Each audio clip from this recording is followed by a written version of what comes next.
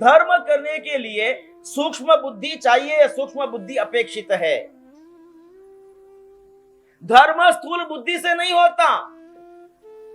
धर्म करने के लिए हमारी प्रज्ञा की शुद्धि चाहिए,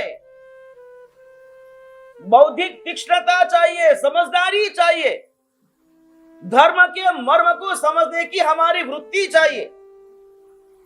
जो इंसान धर्म के मर्म को समझने के काबिल नहीं है, सूक्ष्म बुद्धि से धर्म करने का इच्छुक नहीं है, वह इंसान भी धर्म करते हुए भी, जीवन में धर्म को अपनाते हुए भी वो धर्म को हार जाता है, जीवन को खराब कर देता है। हरिभद्र श्री महाराज जो जन्म से ब्राह्मण थे, जिन्होंने जिन धर्म को पाया, जैन धर्म के महान शासन प्रभावक नायक बने, आचार्य बने, 1444 ग्रंथों का जिन्होंने सर्जन किया,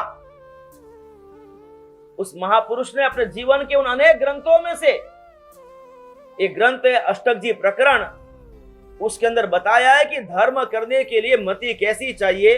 अगर वैसी मति नहीं है तो धर्म करने वाला भी कैसे धर्म को हार जाता है।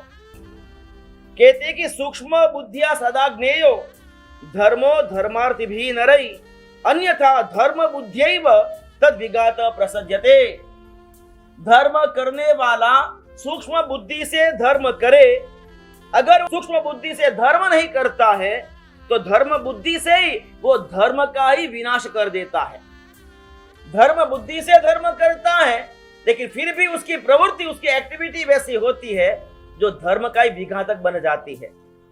आप में से कोई ऐसा भाग्यशाली है जिसकी दवाई की दुकान है, आकर के हमसे विनंती की कि भगवान मारी दवाई री दुकान है, आवश्यकता वे दवाई री जरूर पड़े, आप मैंने लाभ देजो, क्योंकि मारी दुकान में दवाई उपलब्ध है, आपने बारू कटू मंगावना नहीं पड़े, आप हमको याद करना, आप हमको लाभ देना। बहुत भक्ति भाव से विनंती की उस भाग्यशाली ने, और चातुर्मास शुरू हुआ, दिन पर दिन बीतते चले गए, पर्वादिराज पर्युषणा बीत गया, होली के दिन आए, उसकी भी आराधना पूरी हो गई, दीपावली भी बहुत रंगे चंगे ठाट बात से हो गई, और देखते ही देखते कार्तिक पूर्णिमा का दिन आ गया और हम जो है विहार की तैयारी शुरू करें, जब विहार करना है। और वो भाग्यशाली आए और चरणों में गिरे और जो है दुख के साथ, रुदन के साथ अपना दुख अभिव्यक्त करते, भगवान अब तो चौमासा जो है बार खाली गयो, मने चौमासा में बिल्कुल लाभ नहीं मिलियो।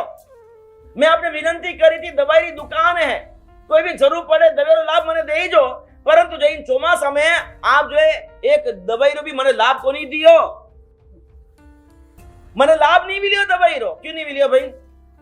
अब उसको लाभ नहीं मिला, उस बात का दुख है, उस दुख के पीछे की वजह क्या, हम बीमार नहीं पड़े हैं। भावना अच्छी है उसकी, लाभ लेने की भावना है, दवाई अर्पण करने की भावना है, गुरु भगवंतों को आरोग्य मिले और आरोग्य के लिए मेरे पास जो कुछ भी है मैं समर्पित करूं, अर्पण करूं, उदात्त भावना है, धर्म बुद्धि है। लेकिन अगर लाभ नहीं मिला दवाई का, गुरु भगवंत ने दवाई नहीं मंगवाई उससे, क्योंकि बीमार पड़े नहीं, तो वो आकर के रो रहा है कि मेरा कैसा कम भाग्य, मैं कैसा दुर्भागी, इस चातुर्मास के अंदर मुझे जो दवाई बुराने का लाभ नहीं मिला। धर्म बुद्धि से ही धर्म का विघात होता है। इसलिए शास्त्रकार भगवान कहते हैं धर्म करने के लिए गंभीरता चाहिए, धर्म करने के लिए निपुण मति चाहिए, सूक्ष्म बुद्धि चाहिए, समझदारी चाहिए। मात्र बाहर से दिखता है वो धर्म नहीं बन जाता, लेकिन उसके भीतर जो रहा हुआ तत्व है उससे धर्म बनता है। हम सब वैसे सूक्ष्म बुद्धि से धर्म करने वाले बने, इस बात की तरफ फोकस करना जरूरी है। और तीसरा बताया है धर्म करने की योग्यता के लिए गंभीर बनना, सूक्ष्म बुद्धि रखना और परोवयार सत्तो, परोपकार में आसक्त होकर के रहना, परोपकार किए बिना चैन ना पड़े। कल ही बात हुई थी, कोई बता दे और काम करना वो दाक्षिण्यता है, और चला करके काम में जुड़ जाना, काम करने लग जाना वो परोपकार है। परोपकार किए बिना चैन न पड़े, भोजन करने जाओ और अनेक ऐसे तपस्वी भोजन करने के लिए बैठे हो, मेहमान भोजन करने के लिए बैठे हो और साधर्मिक बंधु भोजन करने के लिए बैठे हो, जाकर के सीधे बैठ मत जाओ कि जो है वेटर से पुरस्कारी करीला। मुझे मौका मिला इन सब की भक्ति करने का, व्यवस्था करने वाले व्यवस्था कर रहे हैं, भोजन बनाने वाले भोजन बना रहे हैं, और मुझे तो तैयार भोजन पुरस्कारी करके लाभ लेना है भाई। मैं लाभ क्यों ना लूं भक्ति करके? जिसके भीतर परोपकार का मन में भाव हो, वो किसी के कहने का इंतजार नहीं करता, उसके मन में स्वतः ये भाव जग जाता है कि मैं पुरस्कारी करूं, सबको प्रेम पूर्वक, आदर पूर्वक, बहुमान पूर्वक भोजन करवाऊं, और भोजन करवा करके प्रसन्नता को प्राप्त करता है कि आज का दिन मेरा सफल हुआ कि मैंने इतने पुण्यात्मा को भक्ति करने का ये पुण्य लाभ पाया।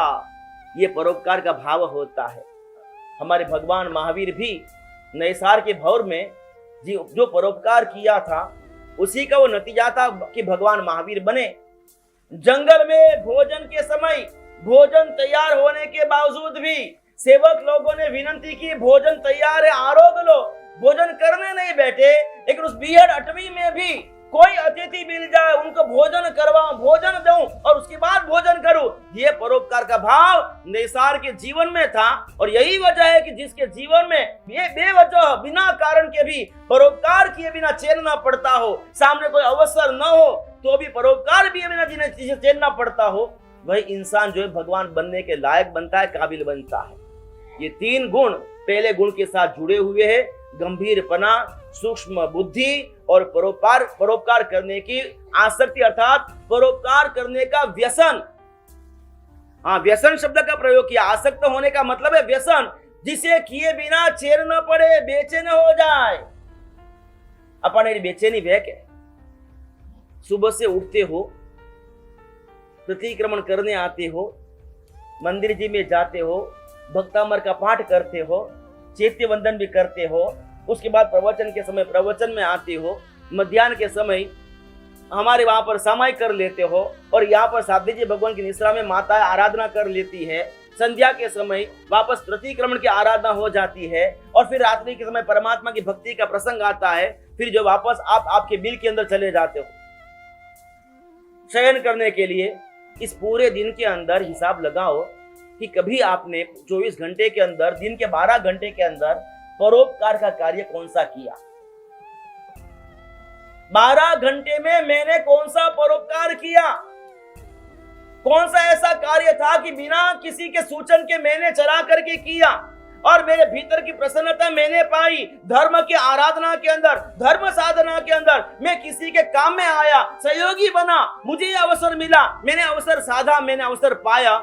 ऐसा कोई कार्य सुबह से लेकर के रात्रि में विश्राम करने जाओ तब तक में कि हम करते हैं, हमसे होता है क्या? अवसर नहीं है? अवसर है, आंखों के सामने है, लेकिन दिखता नहीं। क्यों नहीं दिखता? परोपकार की वो भावना नहीं है।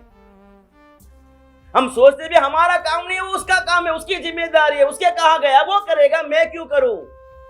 ये जो मैं क्यों करूं, मुझे नहीं बोला गया, वो परोपकार नहीं होता है। परोपकार तो वो होता है बिना बताए, बिना बोले चला करके खुद ही अच्छे काम के साथ जुड़ जाए और अपने आप को धनभागी माने कि मुझे ये अवसर मिल गया। अगर कोई और होता तो मुझे करने ही नहीं देता, कोई था नहीं तो मुझे मौका मिल गया, मैंने कर लिया, साध लिया। ये भाव हमारे भीतर आना चाहिए। जब ये भाव आता है तब जा करके धर्म करने की योग्यता के अंदर हमारा प्रवेश होता है। हमारा सबका ऐसी योग्यता में प्रवेश हो, ऐसी मैं कामना करूंगा।